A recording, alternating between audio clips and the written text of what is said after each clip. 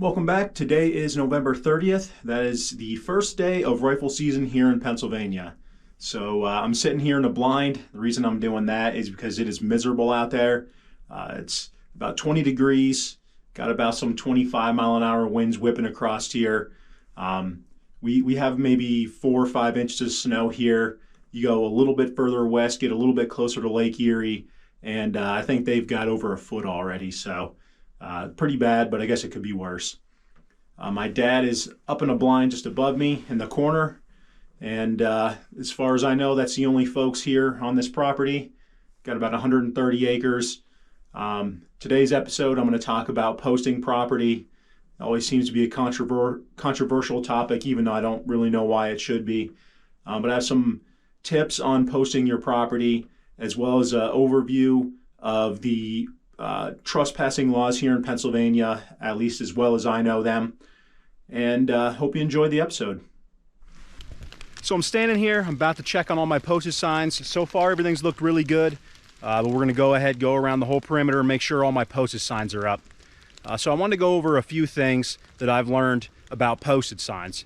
So this applies to Pennsylvania, all right? So I've studied this in Pennsylvania. I can't tell you about your state if it's not Pennsylvania.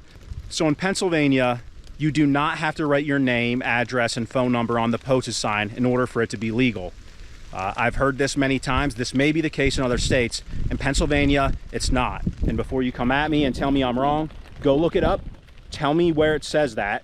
Link it below. I'll go read it. And if I'm wrong, in the next video I'll post. I'll make sure I give you credit. And I will update that I was completely wrong and that you were right. And I'll shout you out in the video. So what do the laws in Pennsylvania say? Well, they're really pretty straightforward.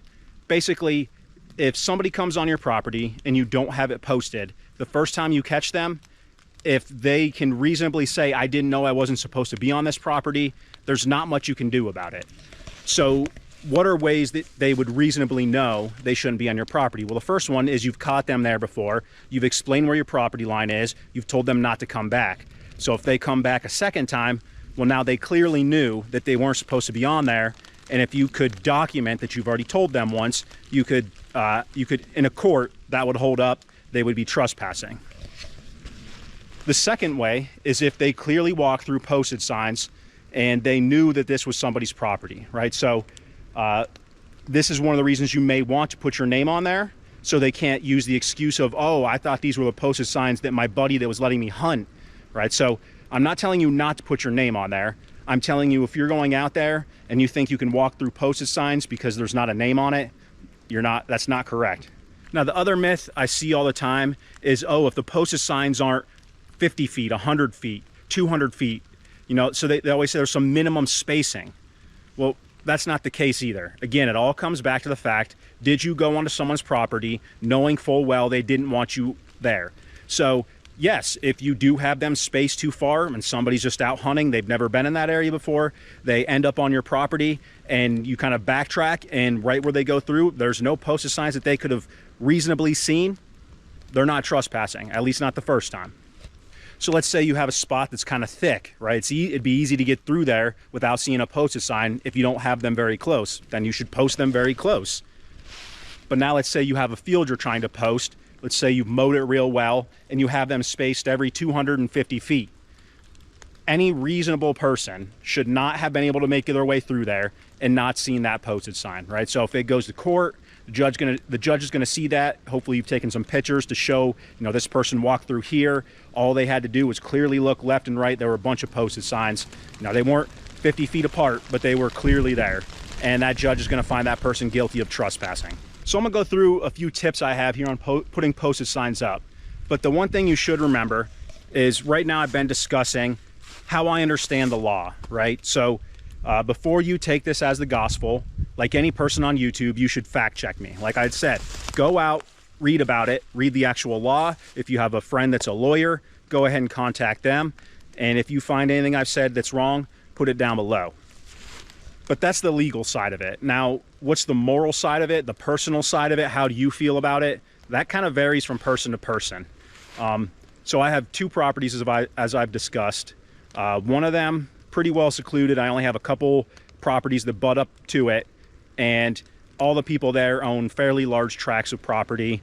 They're all property owners. We all respect each other's property for the most part.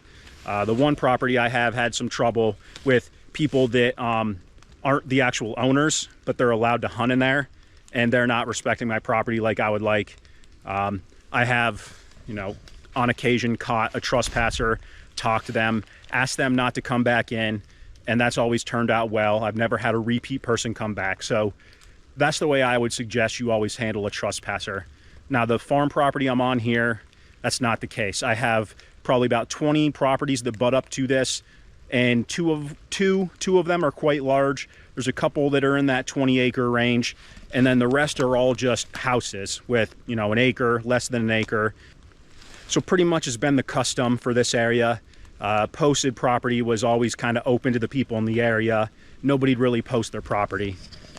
That's pretty much changed. So a lot of people now that own property aren't farming it. They're not living there, right? So you work, you save up the money, and you go buy the property, right? So it's a little bit different these days. And the other thing is, property used to be cheap, right? I mean, relatively. Now it's very expensive pretty much no matter where you are in the country. So what used to be didn't have a whole lot of value, so most people didn't think of it that way. Well, now it's very expensive, so it has kind of that inherent value, and you know, you want to protect that. And I think since we are in kind of that transition period where we've gone from nothing was posted, everybody would hunt everywhere, to now private property is typically posted and you have to get permission. It's kind of a transition period, like I said, and it's causing a lot of hard feelings. So I can tell you that just the properties that I have, especially this one, you'll get folks that have said, I've always hunted here. And they don't see it as, you know, for the last 40 years, it's been a gift that they've been able to hunt on someone else's property without paying any property taxes, without spending any of the time, money, resources it takes to keep up a property, right? They don't see it that way. They see it as, now I'm entitled to that.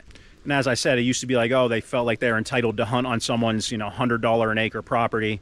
Now we're looking at $2,500, $3 grand, $4, $5 grand per acre in this area. You get out to places like Iowa and you're looking at 4 or 5 times that just for decent hunting land that isn't necessarily even agricultural.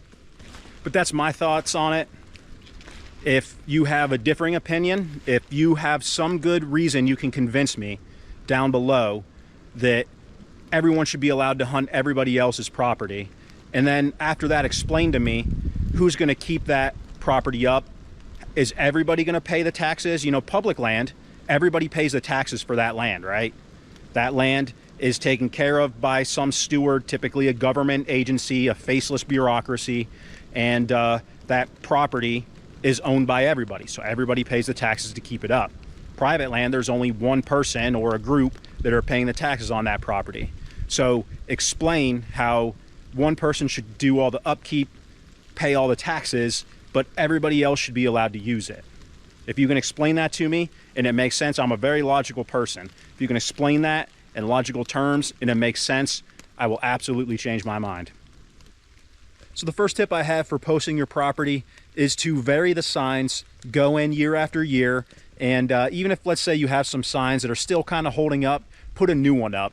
And what's going to happen there is you'll have kind of your faded yellow signs, and then you'll have your bright yellow signs. Clearly, anyone who comes in is going to say, this thing's been posted recently, probably still people in the area, someone's going to be in here hunting, I don't want to go in there. The other way that I like to do it is to switch up the signs. So this year I have a couple of these just posted no trespassing. I have the standard yellows back here, and I don't think you can see it, but up that way I have some that are purple. So every year I kind of switch it up, put up a different style, kind of that same effect. It's like, oh, you know, those are new signs. I don't remember seeing those. Clearly somebody's just posted it. I'm not going to risk it by sneaking through their posted property. So another thing that I like to do with my posted signs is if you want them to last for more than a couple years, and let's say you have the plastic ones like this, you know, I have some aluminum ones that those will last probably, you know, 5 to 10 years. These plastic ones will usually get you 3 to 5. And then the fabric ones, if you get a couple out of it, you're usually pretty happy with that. But what I want to do with this, and I'm going to try to find a way to show you on camera while not having to hold the camera, but don't put it tight against the tree. And the reason for that is that tree is going to grow, right? So if you leave a little bit of slack, and let me see if I can find a way to... So when I put this up, I'm going to leave a gap in the back here. Let me see if I can show you that. If you've ever put a tree stand up, you've ever put something against a tree and left it there for 5 years, you'll notice that it looks like it's getting sucked into that tree. Well, it's not really getting sucked in, right? It's just that that tree's growing around it. So that's the same thing that's going to happen with your nails when you put them in. So I don't like to use staples for this very reason. After about a year or two, that tree's going to grow. It's going to suck that staple right in, and your sign's going to fall off. So what I like to use are insulation nails. I've used some really long ones that are like 2.5 inches.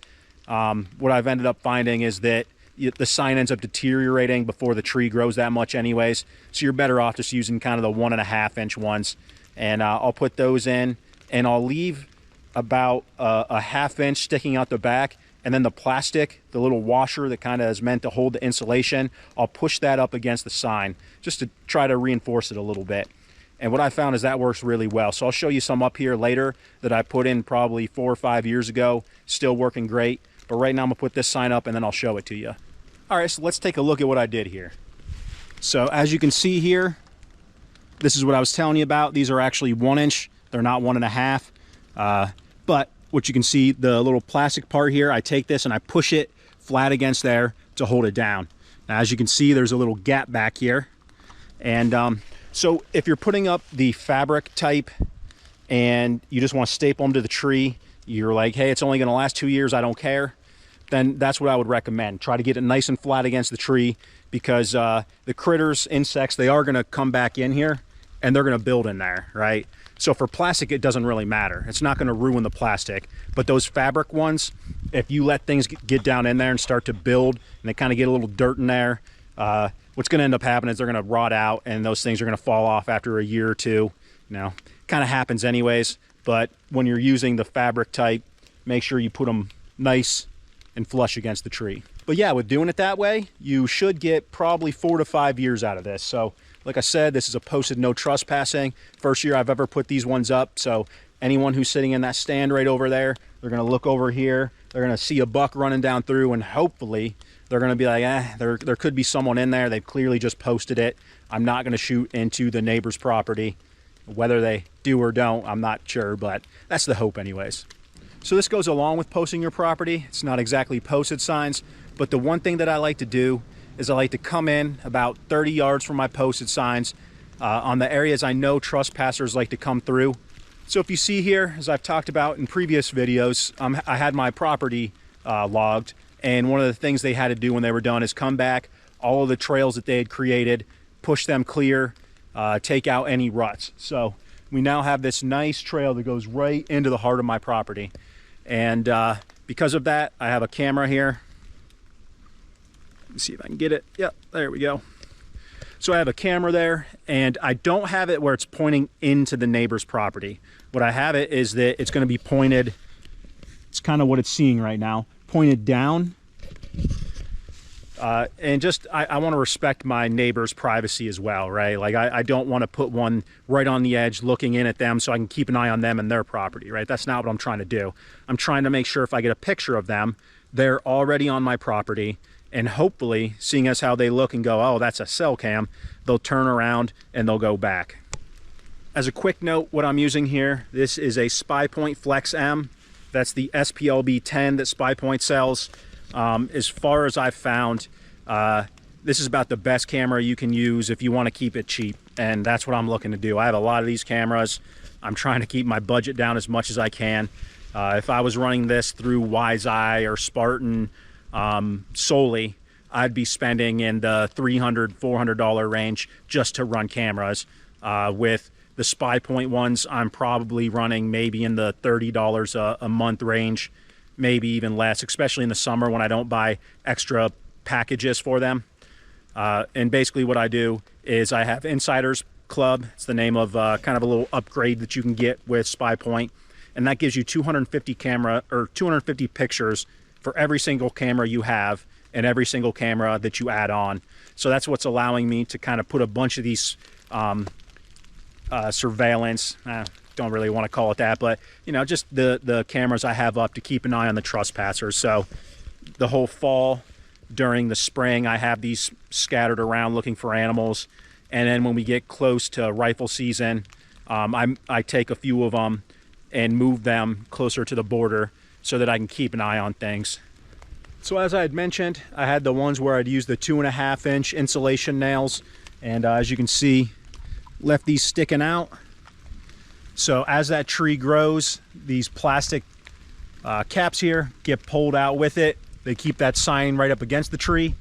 But as you can see, it's starting to break up a little bit. But these were put up in probably 2019, so they're about 5 years old already, and still looking very good. Probably get another year or two out of this one before it completely breaks, and I'll have to replace it. So keep those nails sticking out a little bit. Doesn't look the best, but it'll allow that tree to grow without your sign falling off. So here's another one. I did the same sort of thing, and you can see it still has a little bit sticking out here. But what's interesting is how jagged the edge of this is, right? So something's been eating it. I don't know. Tell me down in the comments below what happened on this. Well, I think that's going to do it for me. It's about 10:30. That wind is still whipping. I can't feel my toes or my fingers at the moment. My dad didn't shoot anything, at least not yet. So I'm going to head back and warm up. Not sure if I'll go back out tonight or not. Probably no point risking spooking a deer when I can't shoot a buck anyways. Probably just hang out around the house and get some work done. But that's it for this episode. Let me know what you thought, and we'll catch you back on the next one.